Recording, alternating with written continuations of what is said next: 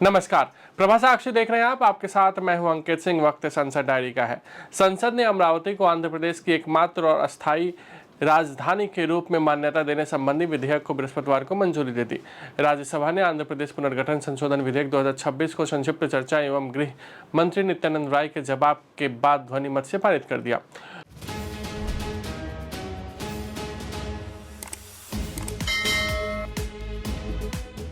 लोकसभा इसे कल ही पारित कर चुका है।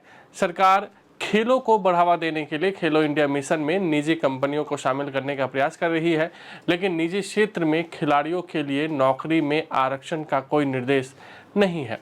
राज्यसभा में बृहस्पतिवार को प्रश्नकाल के दौरान युवा मामले और खेल राज्य मंत्री रक्षा निखिल खड़से ने यह जानकारी देते हुए बताया कि निजी कंपनियों में खिलाड़ियों को नौकरी देने का फैसला पूरी तरह से कंपनियों पर होगा।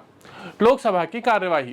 कांग्रेस सांसद दीपेंद्र हुड्डा ने केंद्रीय सशस्त्र पुलिस बल सामान्य प्रशासन विधेयक 2026 को लेकर बृहस्पतिवार को सरकार पर निशाना साधा और कहा कि नक्सलियों के सफाई का वादा करने के बाद उनसे इस विधेयक के माध्यम से केंद्रीय बलों के भविष्य की संभावनाओं का सफाया कर दिया गया है। कांग्रेस सांसद हरीशचंद्र मीना ने आरोप लगाया कि केंद्रीय सशस्त्र पुलिस बलों के अधिकारियों की सेवा शर्तों एवं पदोन्नति से संबंधित विधेयक बिना आवश्यक चर्चा के जल्दबाजी में लाया गया और उन्होंने इसे गहन विचार विमर्श के लिए संसद की संयुक्त समिति के पास भेजे जाने की मांग की। निर्दलीय सांसद राजेश रंजन उर्फ पप्पू यादव ने बिहार के नालंदा में एक महिला के साथ सरेआम छेड़छाड़ कर उसे सड़क पर घुमाने का विषय बृहस्पतिवार को लोकसभा में उठाया और कहा कि इस मामले की त्वरित कार्रवाई हो ताकि दोषियों को जल्द से जल्द सजा मिले। बिहार के पूर्णिया से लोकसभा सदस्य ने सदन के शून्यकाल में इस विषय को उठाया। लोकसभा अध्यक्ष ओम बिरला ने बृहस्पतिवार को सदन में कुछ सदस्यों के देर तक बातचीत करने पर नाराजगी जताई। वहीं एक पूरक प्रश्न का उत्तर दिए जाते समय संबंधित केंद्रीय मंत्री के उपस्थित नहीं होने पर संसदीय कार्य मंत्री से इस बात को संज्ञान लेने और आगे ऐसा नहीं हो यह सुनिश्चित करने को कहा।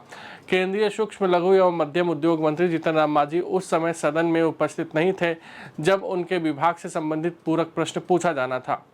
मंत्री के सदन में नहीं होने पर अध्यक्ष ओम बिरला ने कहा, एमएसएमई के राज्य मंत्री कौन है? राज्य मंत्री के भी अनुपस्थित रहने का संज्ञान लेने के बाद बिरला ने संसदीय कार्य मंत्री से इस मामले को ध्यान में रखने को कहा। राज्यसभा की कार्यवाही। राज्यसभा में समाजवादी पार्टी के सांसद रामजी लाल सुमन ने बृहस्पतिवार को बिहार के बोधगया स्थित महाबोधि मंदिर के प्रबंधन का मुद्दा उठाते हुए मांग की कि इसका नियंत्रण बौद्ध धर्म के अनुयायियों को सौंपा जाए। उच्च सदन में शून्यकाल के दौरान यह मुद्दा उठाते हुए सुमन ने कहा कि महाबोधि मंदिर अंतर्राष्ट्रीय महत्व का स्थल है और यह वही स्थान माना जाता है जहां गौतम बुद्ध को ज्ञान की प्राप्ति हुई थी। राज्यसभा के सभापति सीपी राधाकृष्णन ने बृहस्पतिवार को कहा कि ऑटिज्म से पीड़ित व्यक्तियों को केवल समायोजित करने की बजाय उन्हें समाज के महत्वपूर्ण सदस्य के रूप में पूर्ण रूप से सशक्त बनाया जाना चाहिए और यह एक साझा राष्ट्रीय जिम्मेदारी है। संयुक्त राष्ट्र ने 2 अप्रैल को विश्व ऑटिज्म जागरूकता दिवस के तौर पर मनाने का ऐलान किया था। संसद में महिला आरक्षण विधेयक लागू करने के लिए लोकसभा में सीटें बढ़ाने के उद्देश्य से एक विधेयक लाने के संकेतों के बीच संसदीय कार्य मंत्री किरेन रिजिजू ने बृहस्पतिवार को राज्यसभा को सूचित किया कि सदन की बैठक आज स्थगित होगी और जल्द ही बहुत महत्वपूर्ण विधेयक के लिए पुनः बैठक होगी। उच्च सदन में कांग्रेस नेता जयराम रमेश ने सरकार की योजना के बारे में सवाल किया था, जिसके जवाब के तौर पर किरेन रिजिजू ने ये बात कही है।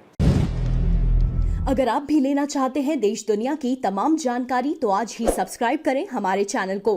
साथ ही नीचे दिए बेल आइकन को जरूर दबाएं ताकि हर अपडेट आप तक पहुंच सके।